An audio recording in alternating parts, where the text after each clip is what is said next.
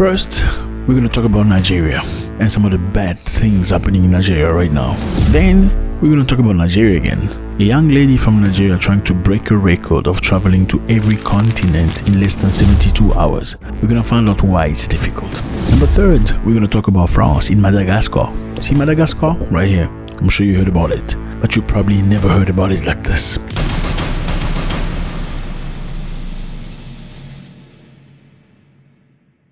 What's up, everybody? I hope you're doing good. It's a beautiful day. Thank you very much for stopping by. You are appreciated. You know the drill. My name is Zack. I don't know who you are, but if this is your first time and you watch this video till the end, we're gonna like each other. We appreciate you here. Before you start, please click on the button. I think it's called subscribe, so we can see each other every single day. We come back here every day. You wanna know about the continent? You're at the right place. Uganda, Tanzania, South Africa. You're at the right place. You want to know about Nigeria, the truth about Nigeria, not the stuff they show you on TV and cinema. You're at the right place. Cameroon, Ghana, Senegal, you're at the right place. Surely you're going to find videos online about Africa, but videos online with this fun? No, I doubt it. Thank you very much. I like you. We want you here. We appreciate you. Look, I look like your cousin. You look like mine. This is family. Let's get into this. Before we start, let's all do this. Okay, it's done. Great stuff. Now, gunmen in Nigeria have unalived 20 people in an attack in a gold mining village in Nigeria northern west state named Zamfara. Details of possible motive of the attack have not been immediately known, but Zamfara state has grappled with kidnapping for ransom by armed gang who also target security forces. Zamfara police spokesperson did not immediately respond to the request for comment. Nigeria again. I think we spoke about Nigeria just a while back, and I think it's very necessary we talk about this side of it. We all Nigeria as the giant of Africa. So a lot of people are asking questions. It's giant in what? Giant, okay, but giant in what? Let's continue. So gunmen in 100 opened fire on miners on Thursday afternoon after a firefight issued with 20 people unalive in a mining village of Gobira Chali in the Maru local government of Zamfara. Gunmen in 100 opened fire on civilians. For what? Usually because they're Christians. Let me just remind you here that Nigeria is the place where the most Christians are unalived for being Christians in the world. More than North Korea, more than Saudi Arabia, more than any other place you can imagine. Nigeria is where the Christians are unalived the most in the world. Armed gang have unalived, kidnapped hundreds across northwest Nigeria over the past 2 years. Typically operating from remote forest, the country's thinly stretched armed force have struggled to secure large remote regions. So the Nigerian army, which is the giant of African army, is struggling with gunmen for the past 60 years. Nigeria was independent in 1960. They've been independent for all these years. There's a little bit of issue. There was a group of people in Nigeria, the Biafrans, that wanted to be another country. Yeah, because let me put it this way for you. Before Nigeria was Nigeria, it was just people living with each other, tribes and cultures and ethnicity. Now, when the British came to Nigeria, they made it a country. They forced those people to stay together. You know, some people you're not necessarily alike, but you were forced to be together because of colonialism. Colonialism just came, okay, we're taking this land. This is Nigeria now. That land also, that some of the people were very different, but now they're forced to live together. Well, Nigeria has two main religions. Two main. There are many, but two main. Christianity and Islam. Islam in the north, Christians in the south. Well, it's very sad. Up until today, in some part of Nigeria, big chunk of Nigeria, people are being beaten up for not respecting Ramadan. Ramadan is that period where Muslims fast. So if you decide to eat, they arrest you and beat you up. If you decide to be in the street and sell food, like some ladies did, they will arrest you, beat you up, and throw you to jail. Not understanding that the reason why you're perhaps selling food is because you don't have any other means to survive. Maybe that's the only way you get money so you can send your children to school. So whose fault is it? Government. Because government doesn't provide you the things that you need to have a normal life. Now, in 2025, should adults be beaten up because they choose to eat during a program that is supposed to be spiritual in a normal country? Do you understand why Trump called it a shithole country? Yes. Hundreds of people, gunmen, standing in front of people, unaliving, shooting at the same time, unaliving people just because they're Christian. That's the reality of Nigeria, fellas. Okay? That's the reality of Nigeria. And I think we're going to talk about this because, people see it so much. They've been desensitized. They don't feel anything about it. You don't talk about this news anymore. Or do you talk about, oh, that guy, oh, that movie maker, oh, that cinema dude. But reality is people are being unalived every single day. Nigeria is about 223 million human beings. Let me repeat myself. 223 million people. The sheer mass of people represents a security hazard to the majority of West African countries. Why? Because of Nigeria's way of living. Yes, a nation's way of living can be positive or very negative to the neighbors. In Nigeria, people don't count the number of people that are unalived every single day. It's normal. While in Nigeria, will take that mentality and that way of life because that's how he was born into the next country, Ghana. Ghana seeing situations and issues and problems. Let's continue. Nigeria, the giant Africa, has one ambulance out of 223,000 people.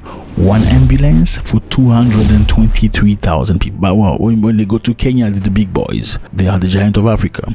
They're very loud. They're very bold. We like that. They're very bold, very strong. But why can't you be strong back home? You say government is crooks. Why can't you overthrow your government? Or why can't you change things? Okay, do things the right way. Sorry about overthrowing. This is for entertainment purpose.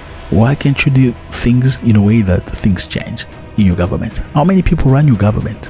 Or maybe you have uncles in the government, because if you speak loudly, you're going to be hurting the interest of your uncle that is looting the government. Why isn't Nigeria doing anything about these gunmen and kidnappers and killers? Is somebody profiting from this? Because it makes no sense. Are you telling me Nigeria with 223 million people, they cannot uproot these gunmen? Does it make sense to you? Well, fellas, let's move to the next thing.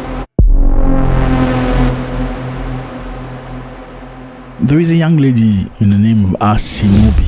I read it somewhere.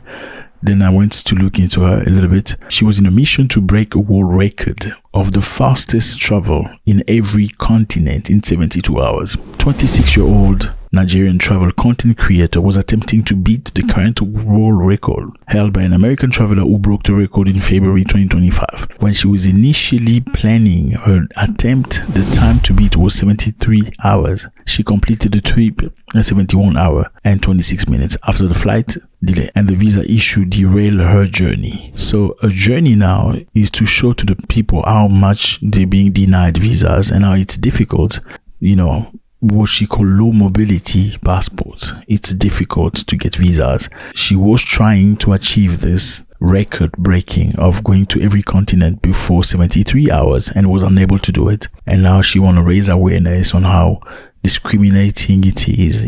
It's very sad that they cannot travel and stuff like that. I don't know if, this is very brave of her, very courageous, very ambitious. I'm sure she's a lovely girl. I'm sure she's a beautiful girl.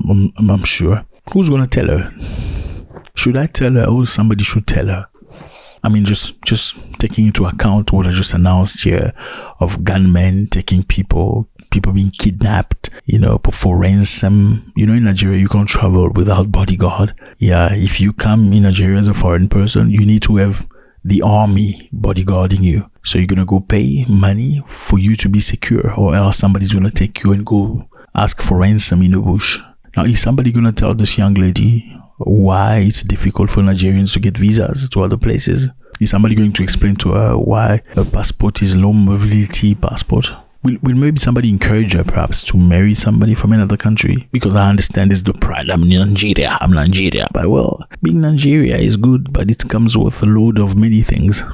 And this is a solution only Nigerians can find. I think it's beautiful that you boast yourself as a proud person of my country, but how is the country doing? Why is so many Nigerians trying to go to the UK? Why are so many Nigerians in South Africa that are not liked very much in South Africa? Okay, let's say South Africans are xenophobic because this is what they say. South Africans are xenophobic. What about Kenya, where they say this? And I have already given that order because, like I say, we use what we have. And I have already given an order that any or all foreigners who are either suspected of having engaged in issues to deal with drug trafficking be deported and they go back to their own countries and do their business there. They don't need to be here. Listen to that. So can we say South African is xenophobic when you can see this from Kenyans? Can you not say that maybe there is a problem within your community if wherever you go, people tend to feel like you're being intrusive, you are arrogant, you are boastful, you make too much noise, and you want people to accept you. You don't want to learn other people's language, you don't want to learn other people's culture, but you expect them to do it even though you're living in their countries. Don't you think this is an issue if Uhuru Kenyatta would say you must go back to your country? Where will the solution come from? Solution number one is to stop you from traveling. People will scrutinize you whether you like it or not, unless you marry a Moroccan or you marry somebody from another place that is a little bit more decent. I'm sorry, they're going to check you out. You're going to be discriminated against. If you don't do anything, your brothers don't come together so you can stand to your government. You're always going to go through this, and it's never going to change. Now we're moving to Madagascar. You probably heard of Madagascar from a movie. No, Madagascar is not just a movie. It's this biggest island in the world this year. Unfortunately, sometimes you see maps of Africa. They only put the body of Africa, but they don't put Madagascar. And it's very sad. Madagascar plays a major role in Africa. Now, Emmanuel Macron went to Madagascar on a trip.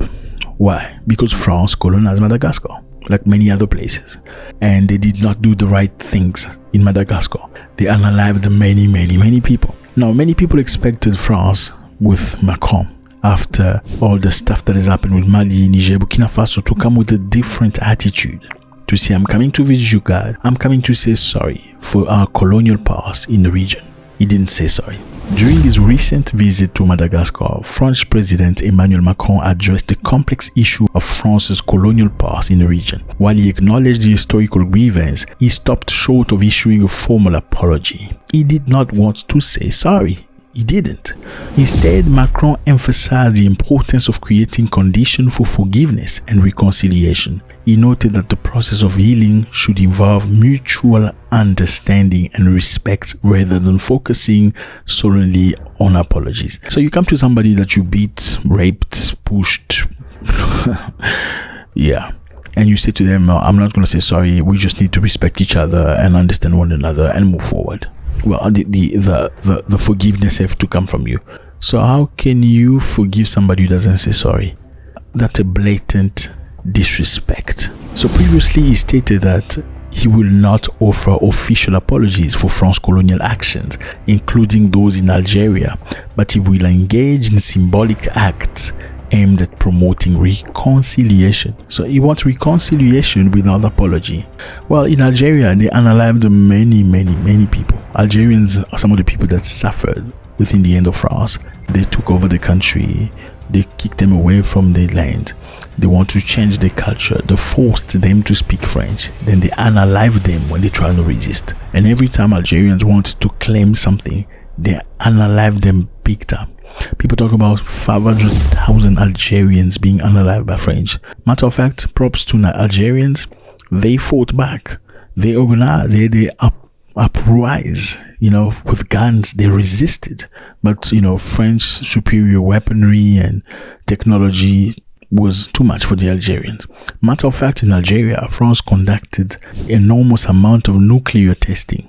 Whilst America and Britain had their nuclear bombs made already, France wanted its own nuclear bombs. America and Britain were not up for letting France have its own nuclear bombs, so they refused to share the technology with France. France went independently, testing its nuclear bombs. Guess where? Not in France, in Algeria. Multiple times, in hidden sites, underground, in the hills. Matter of fact, in 2024, Algeria is still asking France to provide them with a map of where they did the nuclear bomb testing. France refused to issue the map. If you understand nuclear bomb, when you have nuclear bomb explosions, there's aftermath. The aftermath is very dangerous. very dangerous, kills a lot of people. Now, if the country doesn't know where the nuclear testing took place, how can they protect people? Not possible. Up until now, France has not shared those information and they refuse to say sorry, but they expect reconciliation. France's colonial rule in Madagascar lasted from 1897 to 1960. This was marked by systemic violence, exploitation and repression. The most significant episode of brutality occurred during Malagasy uprising of 1947, a violent suppression of anti-colonial resistance that left deep scar in Malagasy society. So they unalived Malagasy big time. The French people say they unalived 11,000. Independent sources say they unalived 30 to 80,000. While Malagasy say they unalived 100,000. France, who's telling the truth? Now, another thing is, all these islands here, they call the Îles Éparses. These islands belong to Madagascar. France took them by force. And up until today, they refuse to return them. Madagascar asserts that the Îles Éparses are part of their territory. The Malagasy government has consistently called for the return of these islands, viewing them as integral to its national sovereignty and maritime domain. In 2024, President Andry Rajoelina reiterated Madagascar's position, stating Îles Éparses sont malgaches, meaning our Parsis belong to us. But France refused to give it to them, and they say they're still gonna be in control of it. If Madagascar want, they can control it together. So you came to our nation. Just imagine, how do you explain these islands here being France? This is Africa, my brother. This is next to Mozambique. Put the map, the entire Africa map. Show Madagascar. Now show the Îles Éparses. These places are beautiful. The thing is, they have expensive minerals in these beautiful beaches. Okay, 20 people are alive in Nigeria by gunmen, 100 of them shooting people for no reason. Now, this young lady, Asinobi, beautiful girl, unfortunately, crying over 26 years old. She's still young, maybe doesn't understand. I hope you're going to explain to her why she doesn't get visas. Madagascar president was expecting an apology from Macron, an apology not issued. Let me know how you feel about this. It's always a great pleasure. God bless.